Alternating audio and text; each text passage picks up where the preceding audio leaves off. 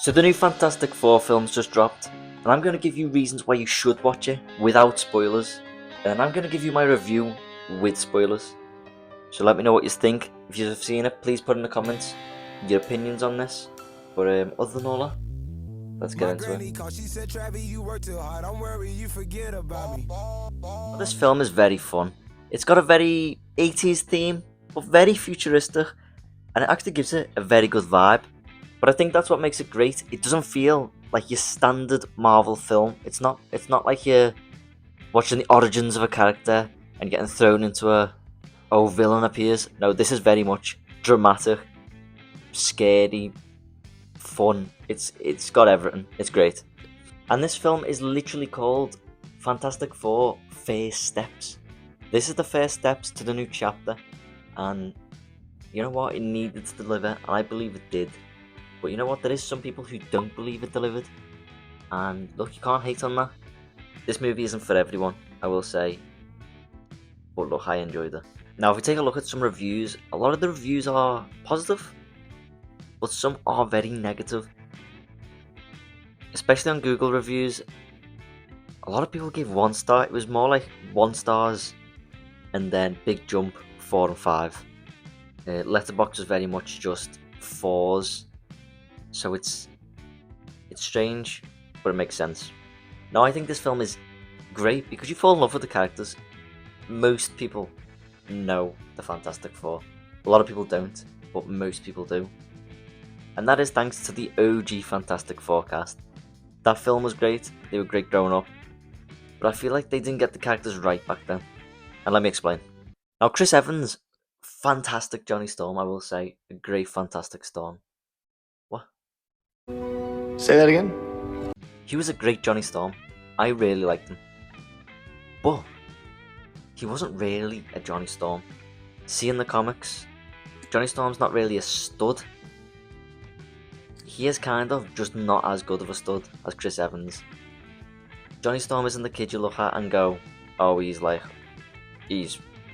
got an amazing body, proper handsome chap, I want to shag him. Complete opposite. He's more of a Peter Parker mixed with the Chris Evans. It's like the in-between of them two. He's very, I don't want to say loser-like, but he's not a loser. He's more just a flirty idiot, in a way. Now, I thought I'd explain here a bit better. What I meant was he's charming rather than attractive, if that makes sense. His personality is what charms people, not his looks. And Chris Evans one seemed a bit more of a bully, whereas this one was more little brother who likes to wind you up. And I'm going to keep it real. I can't remember the actor's name. I think his name's Jacquin. I can't remember. I'll put his name on screen. He's done a fantastic job. I liked him in Stranger Things. He really did provide a great lover boy, flirty, but very protective younger brother. Yet he portrayed a great character. I think his character was perfect. I walked out and was like, that's excellent. Like, that's exactly what we needed. He doesn't think he does. He acts before he thinks. And that's exactly what this movie showed. And on the other hand, you got Ben Grimm, who isn't really being referenced as the Thing, which I like because I think we see a side of Ben Grimm in this film. I think he keeps covered up. He's very much showing how human he is. He's not a thing, he is a human. He's just had a obviously horrific accident which has shaped the way he is. But in this film, it shows the emotional side of him, how he wants to love people, how he still cares for others, and it's a great side, and I love that. Now also, Sue Storm and Reed Richards, they were fantastic, and I don't even mean that as a joke, but they were phenomenal. They do bring out a side where you care about their relationship, you care what they're going to do, you care about every action they make. Even sometimes, I'm not going to spoil it, but sometimes I was sat there like, this is the wrong decision, what are they doing? And I think that's perfect for the Fantastic Four. These are not the perfect human beings. These are simply just no different to anyone else. They just had freak accidents. And I think that's what's so crazy. What they've done so well, I should say. Because even I sat there and was like, no, this is wrong. Don't do this. And they've done it anyway.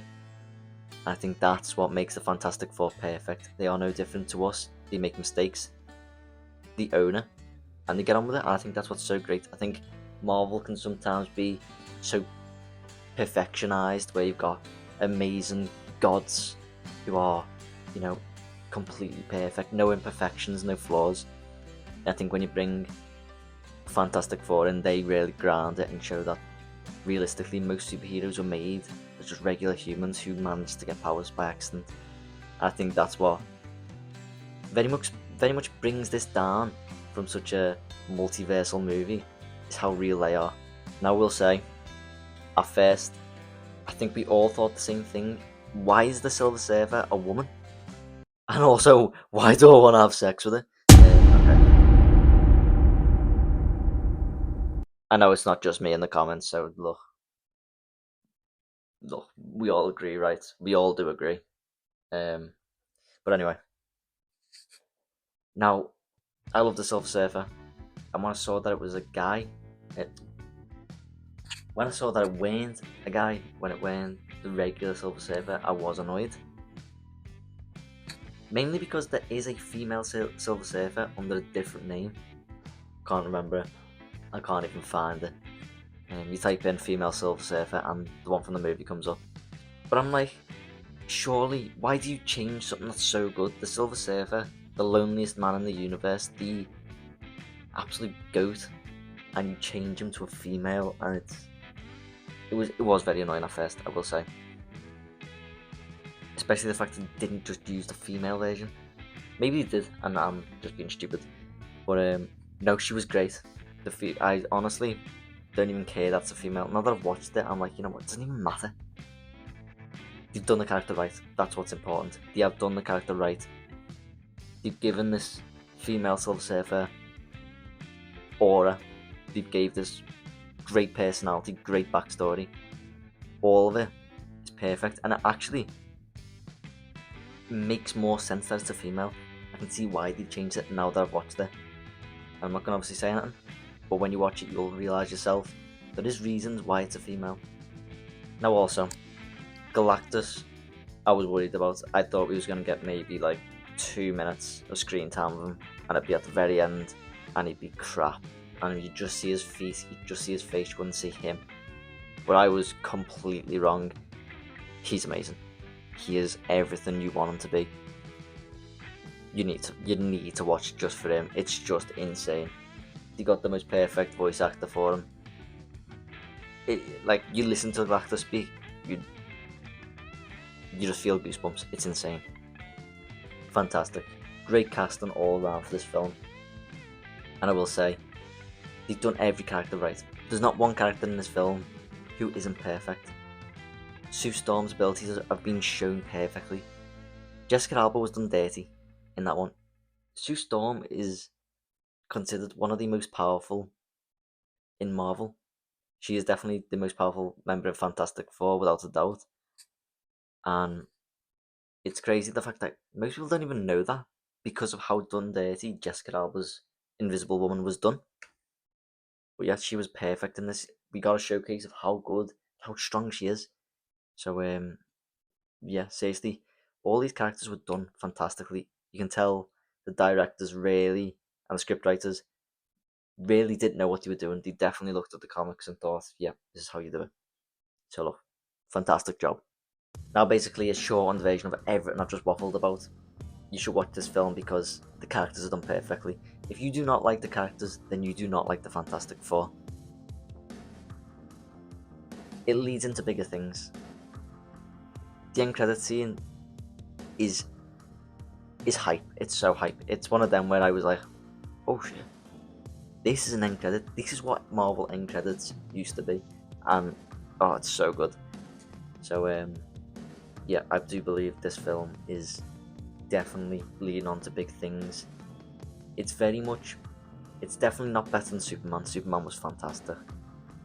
I do like Fantastic Four a lot though. I am like saying it's neck and neck, but that is kind of recency bias. I think if I watched Fantastic Four before Superman, I'd say Superman is well above it. But Fantastic Four for me is still around a 4.5 out of 5 stars, pushing a 5, pushing a 4. It can be anywhere, here and there. Um, if there wasn't a 4.5, I'd give it a 5 because I think it deserves it.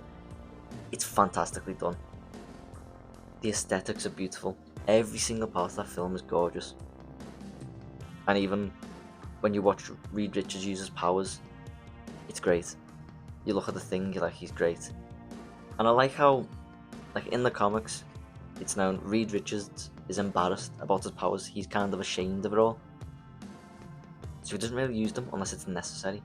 And that is exactly the same in this film. You don't really see him use his powers until it's like, I've got to use my powers. And we still get a great showcase of it. So yeah, honestly, completely great. But now, I'm going to talk about the spoilers. So look, thanks for watching. If you was here for the spoiler free, thank you for watching. But now it's spoiler time. So I will say, look, Galactus, he was perfect. He was getting the best shit beaten out of him, and he wasn't even phased. Literally, the thing thrown in his face, and he literally just wiped it off like it was a fly. It shows how strong he is. I think Sue Storm pushing him into the portal was great because, in a lot of ways, it's kind of annoying that Galactus was defeated so easily.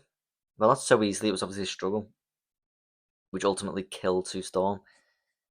So it wasn't really easy, but it's good because it's shown how strong Sue Storm is. So it's one of them where you're like, oh, I'm gutted that Galactus has gone so soon. But it was very much needed just to show how strong Sue Storm actually can be. And it was a great showcase of Franklin's powers, how he can bring his mum back to life.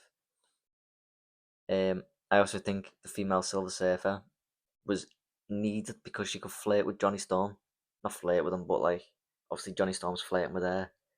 He can get more clues off her, stuff like that. It's what saved them eventually. Like, if he was a guy, Johnny Storm wouldn't have went up to her and talked to her as much as he did. Um, but yeah, I think that's what's so great. And the end credit scene with Doctor Doom was like, as I say, it was hype. I'm so excited for the next film to come up. I think I was expecting like a teaser, like she'd go back and it'd just be someone playing a joke. But when I saw the mask in his hand and the cloak, I was like, oh my god, they've ran with it. And it gives me goosebumps now thinking about it. It gets me hyped, thinking we're gonna get a Doctor Doom and Fantastic Four interaction before any of it. It gets me excited. It gets me excited. Maybe I'd like to see a bit more of the powers of the Fantastic Four. I think that's what makes this not feel like a Marvel movie. Is the Fantastic Four don't really showcase the powers. It's very much just them living their lives, and it's very much a psychological Reed Richards having to find a way to stop Galactus. He is basically the entire film. You see Reed Richards. He's stood in front of a chalkboard. Sue Storm taking care of her kids the entire film. It's very much just the Johnny Storm film. We see a bit of the Thing visiting his, childhood where he grew up on what's it called? Oh, what the fuck's it called? Where he grew up. I'll put it there. But I remembered it from Marvel Rivals, the voice line. But even it just shows how rotten they are. There was a scene where the Thing jumps onto Johnny Storm to kind of save him, and it just literally reminded me of his ability in Marvel Rivals when he just jumps at people. I was like, God, I'm like rotted to fuck. That's someone I haven't spoken about. Herbie was almost MVP for me, completely perfect. But yeah, what I would say, get this film checked out. It is quality. It's a great film to watch. I think this is one of them where you can chill and watch it. I was thinking this when I finished. This is a film you can rewatch. I think a lot of films these days require a big plot twist that when a plot twist happens, it kills the film. You can't really rewatch it because you know what happens, and when you know what happens, it kills the fun of the film. Whereas this is something where no matter if you know what happens, it's so fun to go through the experience. So yeah, I do recommend this film. Let me know your thoughts in the comments. I can't wait for the next ones. Um, Let me know if you prefer the old Fantastic Four or the new ones. I asked Kev, and he said he thinks this is the better film, but he prefers the older ones. Obviously, it's probably nostalgia, and like he grew up with them. That's the same for me. I think I do prefer this one. I probably like it better, just because of how well done the characters are. I adore the Fantastic Four, and every single character was done right this time. So I'm grateful. After all this waffle, please let me know what you think. But yeah, other than that, adios.